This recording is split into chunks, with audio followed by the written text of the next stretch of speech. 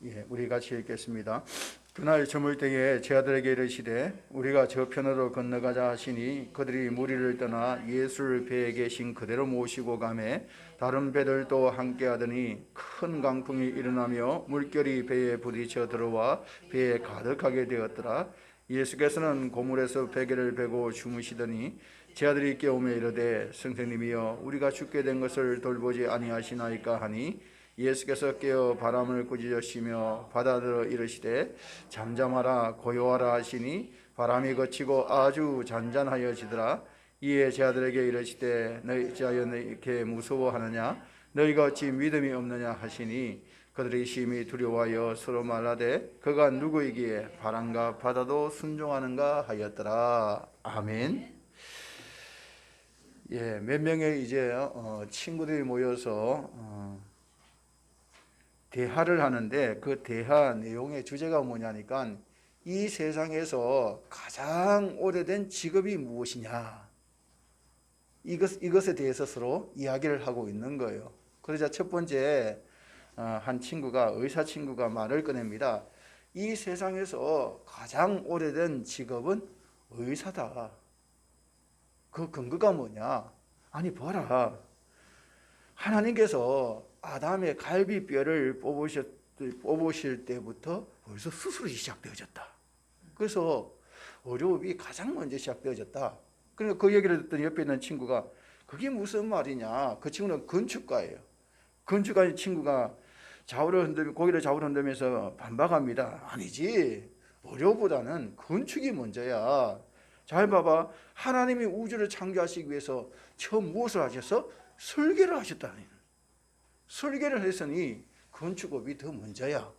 그러니까 옆에 있던 친구가 깊이 사색에 잠겨있던 그 철학자 친구가 무겁게 입을 엽니다. 뭐라고 하냐니까 아니야 그것은 의사도 아니고 건축가도 아니야. 그 이전에 한번 봐봐. 성경에 보면 세상이 창조되기 이전에 뭐라고 했어? 혼돈했다고 되어 있다는 거야. 혼돈. 그러니 벌써 그때부터 이 혼돈이라는 이 철학적인 관념이 존재한 걸 보니까 철학이 가장 먼저 시작된 거야. 그러면서 이제 이 철학자인 친구가 자기의 그 주장을 합니다. 이 모든 친구들의 얘기를 듣고 있던 마지막 친구가 국회의원이었습니다. 이 국회의원이 이 모든 이야기를 듣고 정치한 이 친구가 이 모든 이야기를 듣더니만은 다 틀렸다는 거예요. 의사도 아니고 건축가도 아니고 그 다음에 철학가도 아니라는 거예요. 지금 방금 전에 철학가 친구가 말한 온 땅이 혼돈했다, 온 세계가 혼돈했다고 할 때 그 혼돈을 만든 사람이 누구야? 정치가라는 거예요. 이게 유머입니다. 심각하게 들을 게 아니라. 그러니까 이 정치가들이 그만큼 시끄럽게 만들고 혼돈되게 만들었기 때문에 정치가 가장 먼저 되었다. 그렇게 서로 이야기했다는 것입니다. 오늘날 우리가 보면 정말 혼돈 속에 살아가고 있습니다. 경제는 경제대로 코로나로 인하여서 많은 사람들이 어려움을 겪고 있는 일이죠. 게다가 부동산 같은 경우에도 얼마나 집값이 많이 올랐는지 몰라요. 그래서 굉장히 좀 어려움을 많이 겪고 있습니다. 서민들은. 또 정치는 어떠합니까? 정치를 보게 되어지면 협치는 존재하지도 않는 것 같아요. 하다 못해서 서로가 서로를 독재라고 말합니다. 서로가 서로를 독재라고 비판하면서 그렇지 않아도 전염병을 인해서 힘들어하는 국민들에게 어쩌면 정치가 더 큰 부담으로, 더 큰 힘듦으로 우리에게 다가오고 있습니다. 사회는 어떻습니까? 사회는 사회대로 이념의 논리에 빠져가지고 어찌 보면 기본적인 상권 분립마저도 이제 존재하기가 위태로울 정도로 아주 어지럽습니다. 교회는 어떠합니까? 교회는 전통적으로 어려움이 있을 때마다 유교가 터진다든가 또 뭐 메르스가 터진다든가 이렇게 어려움이 있을 때마다 교회는 어떻게 했습니까? 모여서 기도했습니다. IMF 때도 그렇고 국가적 위기 앞에서 또 개인의 삶과 교회의 위기 앞에서 항상 교회는 모여서 기도를 했습니다. 그런데 지금 이 교회의 현 상황은 무엇입니까? 예배 모임마저도 비대면으로 하는 이러한 실정에 지금 처해져 있습니다. 이러한 시대를 살아가는 우리들 또한 혼란스럽기도 하고 또한 불안하기도 합니다. 가정생활, 또 직장생활, 그리고 교회생활, 이 모두가 다 혼돈이고 불안한 시대를 우리는 살아가고 있습니다. 우리는 지금 어찌 보면 예상 못했던 코로나를 만나게 되어졌고, 이 코로나가 만든 그 풍랑, 이 풍랑에 매일매일 힘겨운 삶을 살아가고 있다고 볼 수가 있는 것이죠. 특별히 교회를 향한 세상의 따가운 시선들, 또 우려들, 때로는 원망들, 이런 것들이 도저히 우리 힘으로 어떻게 해결할 수도 없는 그런 지경에까지 지금 이르게 된, 지금 우리가 현실을 직면하고 있습니다. 어쩌면 이 시대는 본문에 나오는 갈릴리 호수에서 풍랑을 맞은 제자들과 흡사하다는 거예요. 오늘 제자들의 형편이 어떠합니까? 오늘 예수님께서 거라사인 지방에 그곳에도 복음을 전하기 위해서 강 건너편으로 갈릴리 호수를 지나가고 있습니다. 그런데 갑자기 바람이 불어요. 바람이 부는데, 바람이 불더니 물결이 일어나기 시작합니다. 그리고 그것이 풍랑이 되어집니다.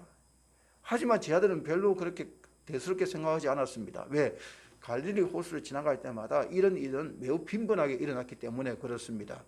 갈릴리 호수란 그 지형 자체가 헐몬산에서 내려오는 차가운 그 공기하고 또 그 호수에 있는 온도가 만나가지고 가끔은 이런 풍랑, 이런 바람이 일어나고 물결이 나는 것은 매우 흔한 일들이었기 때문에 처음에는 그들 스스로도 그냥 불다가 말겠지, 그냥 미풍으로 그냥 불다가 말겠지. 그래서 한가롭게 그냥 계속 배를 노를 지어가지고 배를 지어서 호수 저편으로 가고 있습니다. 그런데 이게 심상치가 않아요. 계속 호수를 지나갈 때마다 바람이 점점 더 거세어지고, 이후에는 그 풍랑의 물결이 너무 심해가지고 스스로를 어떻게 할 수 없는, 그렇게 풍랑으로 심해져 버린 겁니다.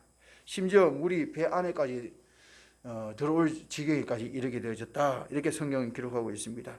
자, 그 상황이 될 때까지 제자들은 과연 무엇을 했을까?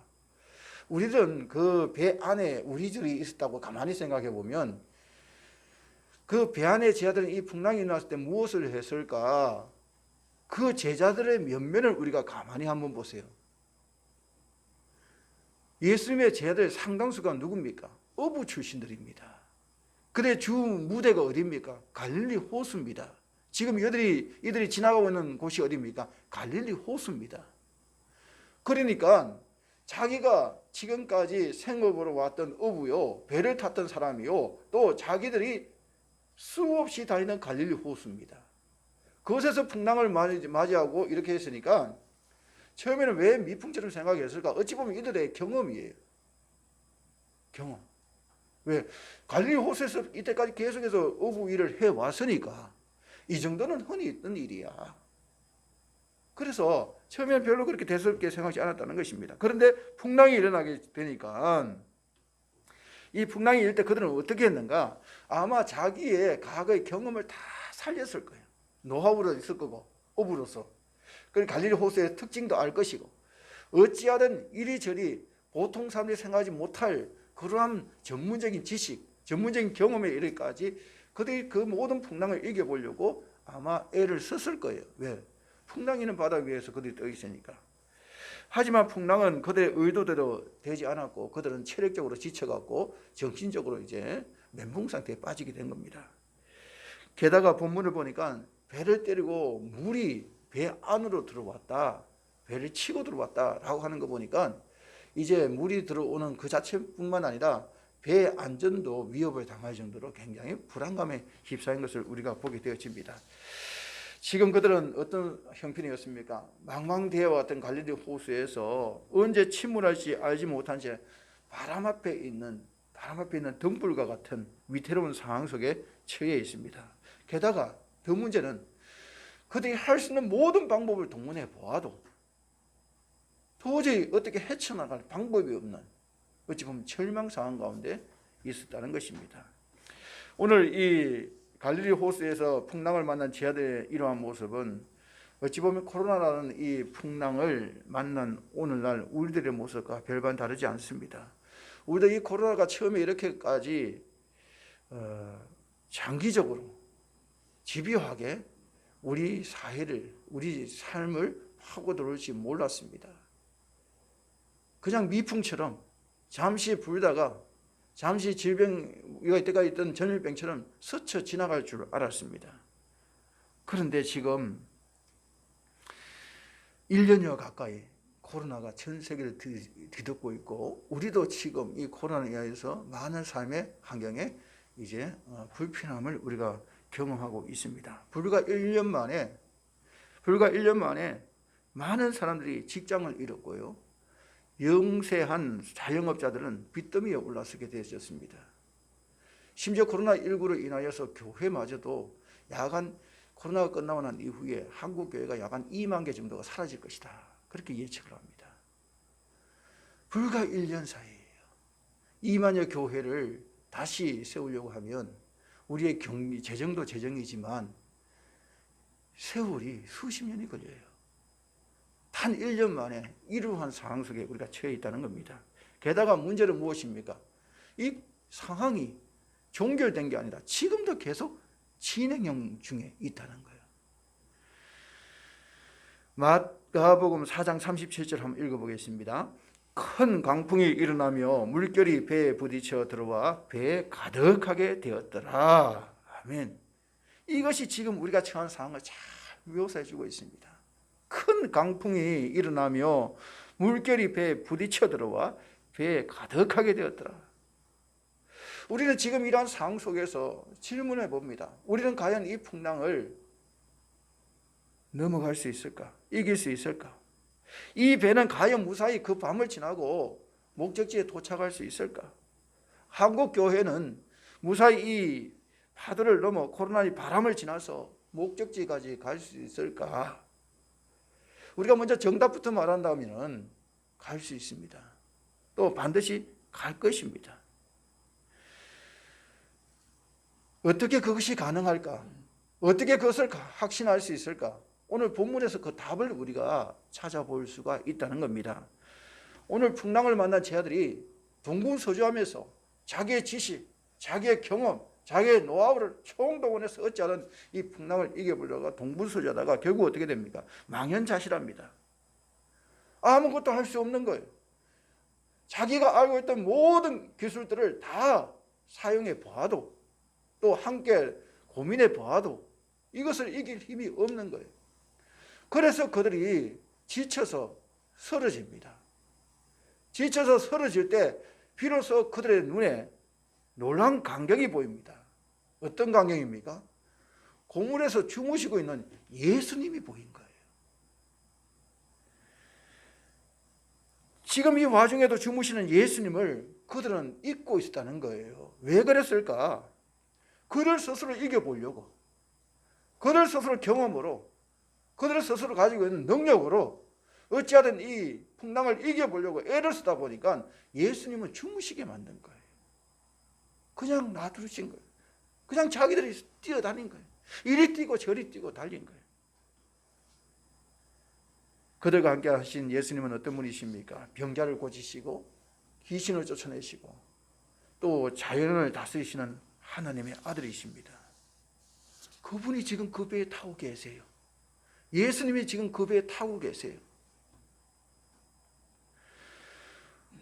우리가 인생의 풍랑을 지금 경험하고 있습니다. 코로나는 풍랑을 겪고 있는데 교회도 그렇고 우리 자신도 그렇고 무엇을 잊어버리고 있습니까?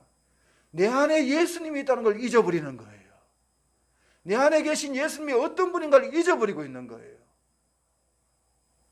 내 안에 예수님이 계시고 그 예수님은 하나님의 아들이시고 온 우주 만물을 다스리시고 통치하시는 분이라고 한다면, 그 사실을 깨닫고 우리가 믿고 있고 내 안에 예수님이 있다고 한다면 우리의 문제는 생각보다 간단해요. 의외로 간단합니다. 그런데 우리는 불안해해요. 우리는 걱정합니다. 염려합니다.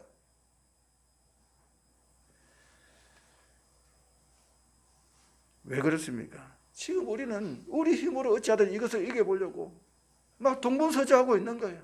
걱정도 하고 초조도 하고. 목사님들도 마찬가지. 목사님도 지금 토요일날 잠을 못 잘 정도예요. 어제도 우리 노예에서 제 2단계 연장이 이렇게 되면서 이제 우리 노예에서 이제 노회장님 아울러서 이렇게 함께 노예가 연합으로 하는 그 뭡니까 채팅 공개 채팅이 있습니다. 거기서 서로 의견 나누는데 보니까 아니 몇 천석이 있는 교회 안에 20명이 예배를 드리고 있는 상황이에요.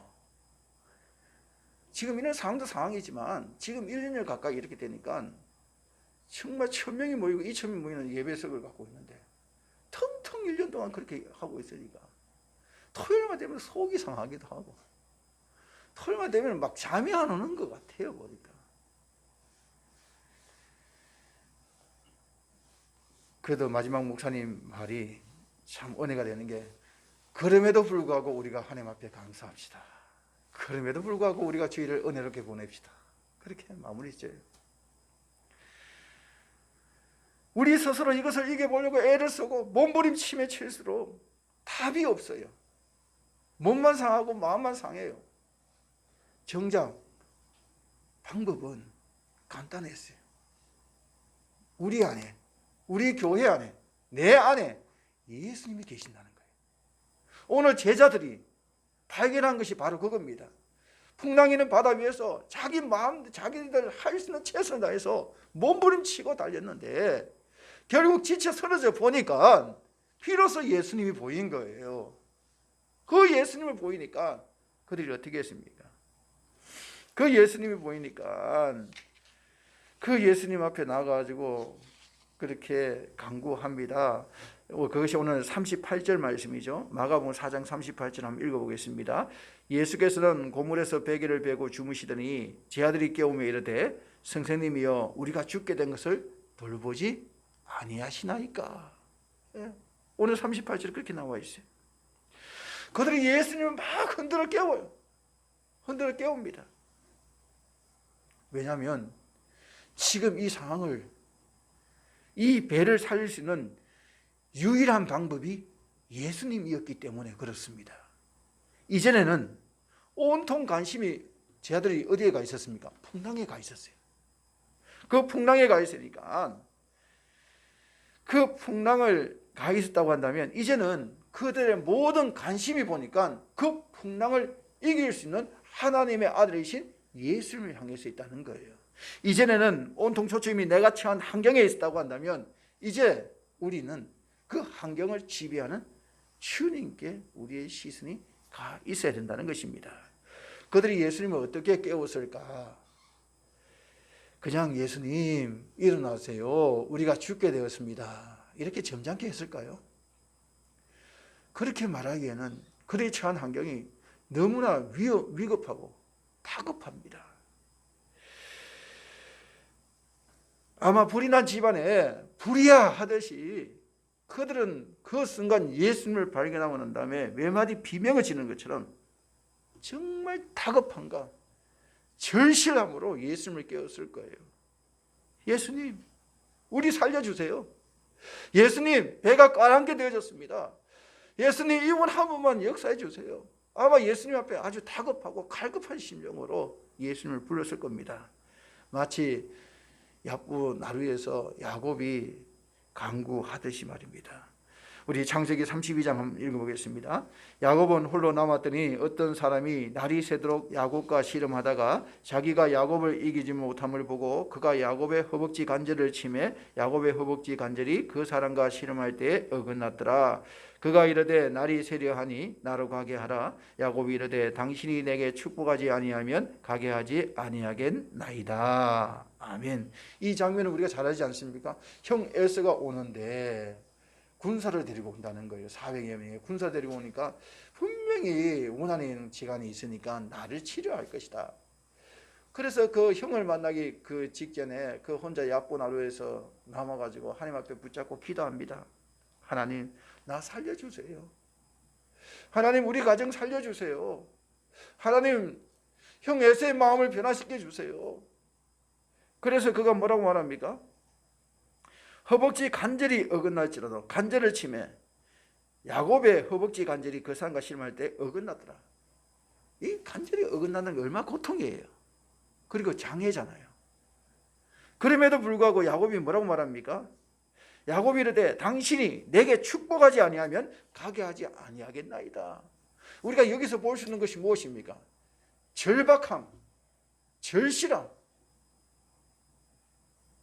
하나님 정말 나에게 이렇게 이 모든 것을 축복하지 아니하시면 하나님 나 돌려보낼 수 없습니다. 다시 말해서 야곱의 사생결단이에요. 죽으면 죽겠다는 거예요. 하나님께서 무조건 이것을 어찌하든 극복하게 해달라는 거예요. 지금 코로나라는 풍랑을 맞아서 망연자실한 우리들에게 필요한 것이 무엇입니까? 우리가 할 일이 무엇입니까? 우리도 제자들처럼 예수님을 깨워야 됩니다. 깨우되 절박한 심정으로 깨워야 돼요. 절박한 심정으로. 오늘 제자들이 예수님을 절박함으로 불렀듯이 우리도 또한 주님, 우리 가정을 살려주세요.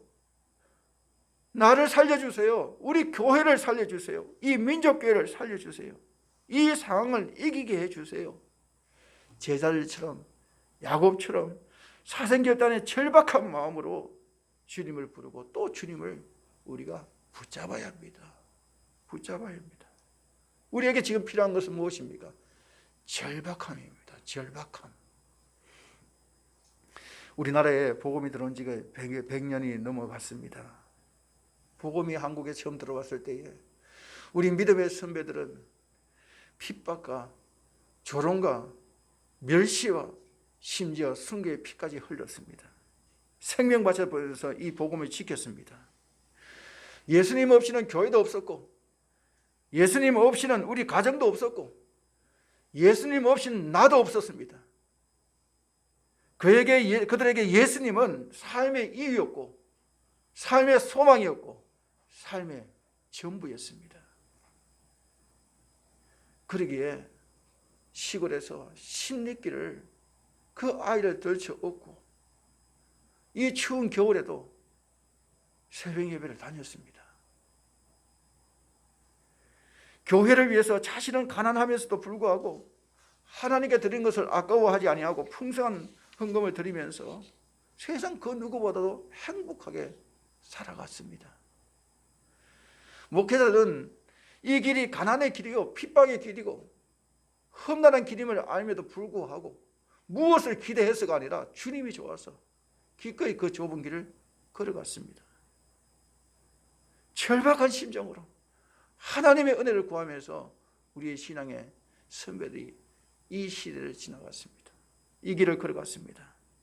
그들의 헌신을 기쁘게 받으신 하나님께서 이 민족에게 복을 주셨습니다. 정말 전 세계적으로 유례가 없을 정도로 물론 부족한 부분도 있지만 한국 교회를 급성장시켜 주셨습니다. 이제는 먼 길을 가지 않아도 곳곳마다 교회가 있고요.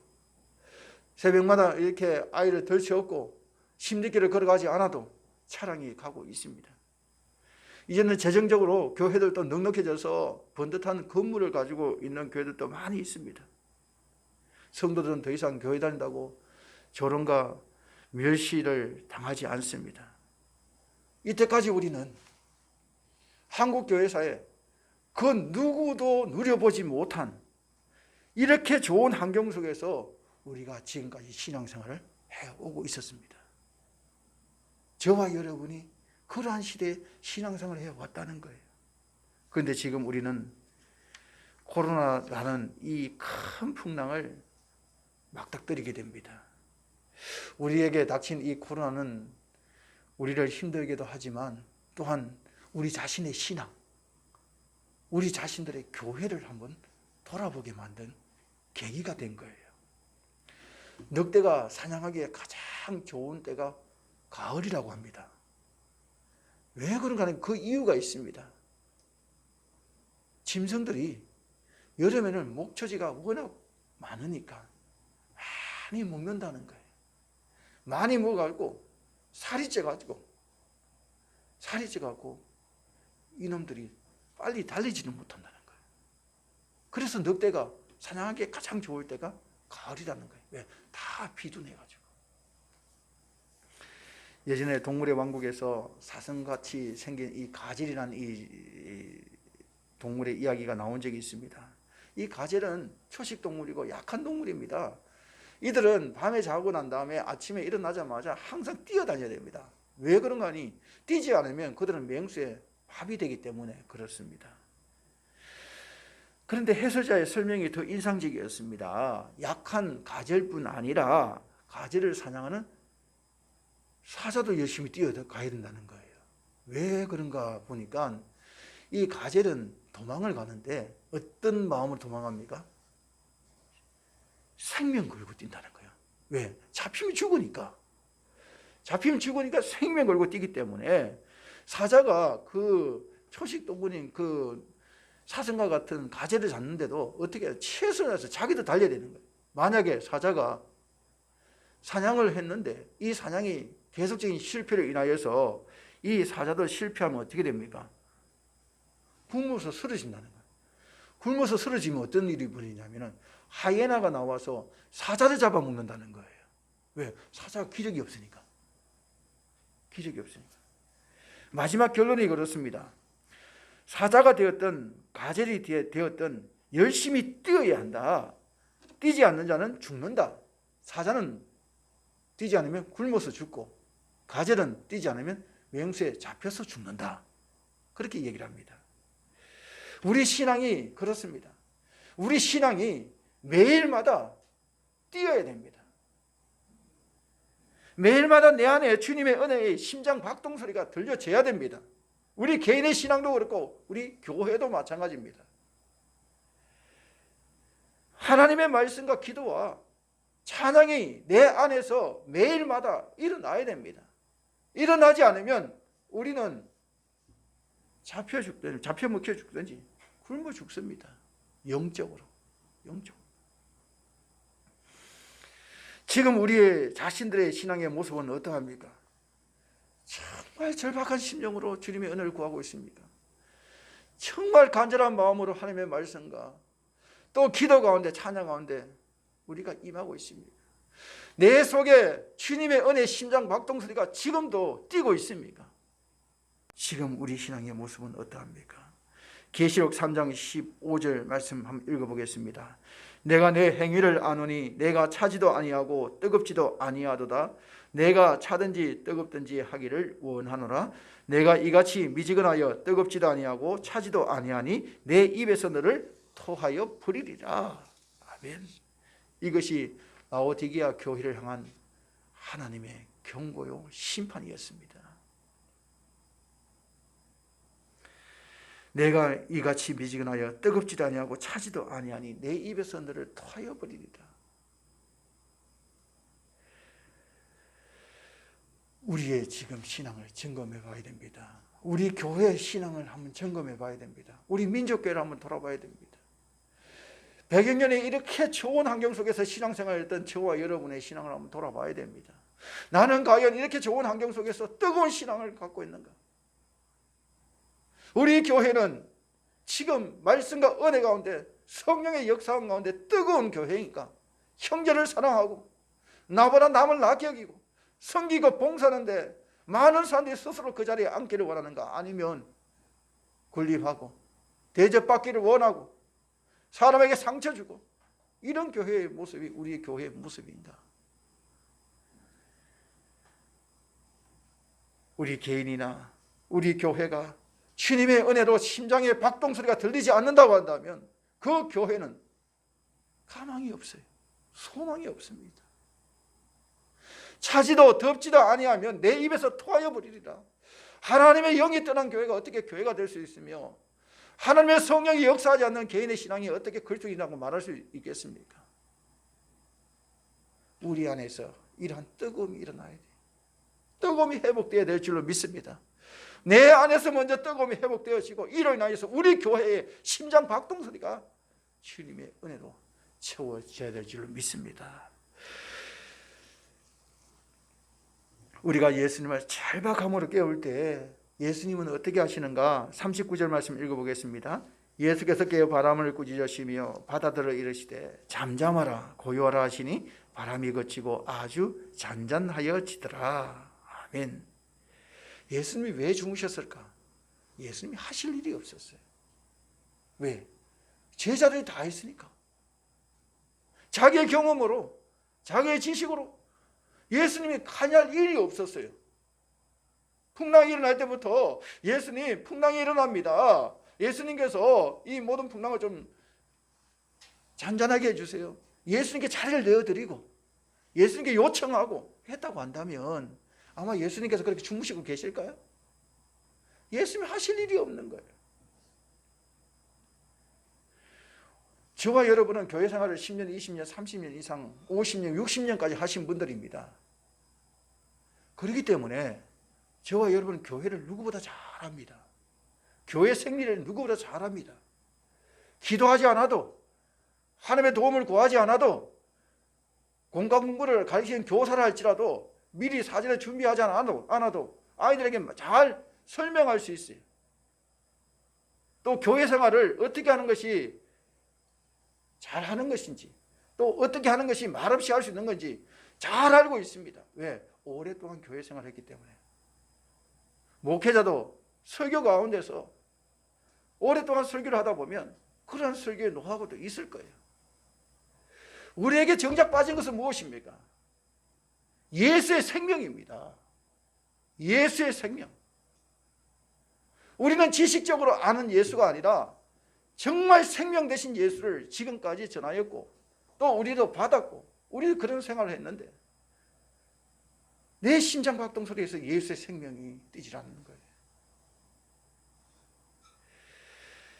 그래서 예수님께서 일어나시니까 어떤 일이 벌어집니까? 모든 문제가 해결되어집니다. 그런데 예수님은 단지 무리의 그 제자들의 문제만을 해결해 주신 분이 아니라 41절 한번 읽어보겠습니다. 그들이 심히 두려워하여 서로 말하되 그가 누구이기에 바람과 바다도 순종하는가 하였더라. 아멘. 오늘 그 풍랑의 원인이 무엇입니까? 바람입니다. 파도만 잔잔하게 해준다고 해서 끝난 게 아니에요. 왜? 파도를 잔잔하게 하면 바람이 부는 이상은 파도가 언제 또 일어날지 모르는 상황입니다. 그런데 예수님이 개입하시면 어떤 문제가 발생되어집니까? 예수님이 개입하면 그 풍랑의 원인마저도 제거해버리는 거예요. 완벽하게 제거해버리는 겁니다. 우린 지금 코로나를 겪고 있지만 이 코로나 이 풍랑을 어찌하든 잘 넘어가야 된다 생각하지만 그러나 이 코로나를 통해서 우리가 한 가지 생각할 것은 무엇입니까? 코로나가 이 잠잠히 넘어가면 좋겠다. 이 코로나만 넘어갔으면 좋겠다는 것이 아니라 우리가 예수님께 이 코로나 문제에 대해서 주님 앞에 기도하면 이 풍랑의 근본적인 원인마저도 주님께서 치유해 주시면 코로나가 아니라 코로나 그 이상의 것이 온다 할지라도 우리는 믿음으로 승리할 수 있는 줄로 믿습니다. 왜? 주님께서 원인을 제거해 주시기 때문에. 그래서 우리는 단지 눈에 보이는 상처를 치유하는 것이 아니라 그 안에 있는 근본 원인마저도 치유해 줄 수 있는 분은 누구인가? 우리 주님밖에 없다는 거예요. 말씀을 정리하겠습니다. 지금 우리는 코로나로 인하여 많은 혼돈 속에 살아가고 있습니다. 이러한 때를 살아가는 우리의 자세는 어떠한가? 최필규 저자가 쓴 머리에서 가슴까지 30cm 마음여행이란 책 71쪽에 보면 이런 말이 나옵니다. 돌을 다룰 때에 서툰 사람은 먼저 망치부터 집어든다. 하지만 노련한 석공은 우선 돌의 결부터 본다는 거예요. 결부터. 왜냐하면 결대로 망치를 갖고 돌을 치면 힘들이지 않고 바위가 갈라진다는 거예요. 지금 이 혼란을 잠재울 수 있는 유일한 방법이 무엇인가? 망치를 들고 아무 데나 두드리는 것이 아니라 결을 봐야 된다는 거예요. 결. 그 결이 무엇입니까? 그 결 중에 핵심이 무엇입니까? 예수님을 깨워야 된다는 거예요. 내 안에 있는 예수님을 깨워야 되고 우리 교회 안에 있는 예수님을 깨워야 된다는 겁니다. 그 깨우는 방법이 무엇입니까? 그래서 우리에게 지금 필요한 것은 말씀과 기도의 회복 운동입니다. 말씀과 기도의 회복 운동. 이번 코로나는 아주 집요합니다. 집요한 이유가 무엇입니까? 기도할 수 없는 환경을 만들어요. 모여서. 말씀을 나눌 수 있는 공간을 만들지 않아요. 그래서 말씀과 기도가 굉장히 공격을 받고 있습니다. 그렇다면 우리가 말씀과 기도가 이렇게 모이기도 힘들고 말씀 나누기 힘들다면 그러면 그냥 그저 주저앉아 있을 것인가? 마음이 없으면 핑계 보이고 마음이 있으면 길이 보인다는 말이 있듯이 돌이켜 보세요.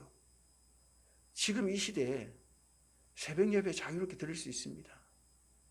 근데 지금 한국 교회에서 얼마나 많은 사람들이 새벽 기도회를 안 나오는지 몰라요. 나오는 사람들도. 이유는 코로나 때문이라고 말해요. 물론 그 중에는 코로나 때문에 못 나오신 분들도 있을 거예요. 하지만 정직하게 우리 자신을 한번 돌아봐요. 우리 자신이 정말 코로나 때문에 지금 새벽 예배를 못 나오고 있는가? 기도의 자리에 있지 못하는가? 예배 자리에 있지 못하는가? 꼭 코로나 때문만은 아닐 거예요. 어떤 사람들은 이 코로나를 이유로 신앙의 나태에 빠지고 있는 거예요. 소망은 예수님을 깨우는 것밖에 없는 줄로 믿습니다. 예수님을 깨워야 돼요. 그 예수님을 누군가는 깨워야 됩니다. 교회 안에서 누군가는 깨워야 돼요. 그래야 그 교회가 잠들지 않고요. 누군가는 예수님을 깨워야 우리 가정의 영이 잠들지 않습니다. 그 누군가가 누가 되어야 되겠습니까? 다른 사람 말하지 말고 저와 여러분 되시기를 바랍니다. 내가 먼저 우리 가정을 위해서, 내가 먼저 우리 교회를 위해서, 이 민족을 위해서 기도하는 파수꾼이 되시기를 바랍니다. 내가 살아요. 내가 먼저 살면 됩니다. 누구 탓하기 이전에, 환경 탓하기 이전에 내가 먼저 살면 됩니다. 하나님, 나를 살려주세요. 풍랑이는 이 바다 위에서 하나님, 내가 절박함으로 주님 앞에 구합니다. 우리 교회를 살려주세요. 이 민족교회를 살려주세요. 하나님 앞에 깨어서 기도하는 그들을 향해 하나님께서 그 사역을 감당할 수 있는 모든 환경과 능력과 힘을 주께서 공급하여 주실 줄로 믿습니다. 그러한 은혜를 받는 저와 여러분 되시기를 주님의 이름으로 축원드립니다.